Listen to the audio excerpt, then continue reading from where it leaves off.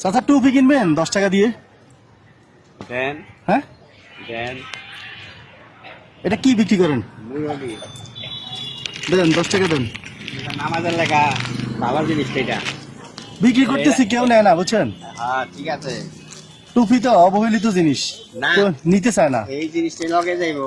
এটাই তো, কয়জন বুঝে নিতে চায় না, বুঝলেন না? এই জিনিসটা লগে যাইবো। নেন, আপনি এখান থেকে একটা পছন্দ করে নেন।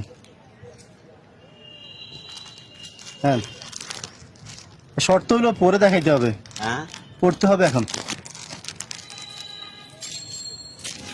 বিসমিল্লাহ পরে খোলেন, বিসমিল্লাহ। দেখেন,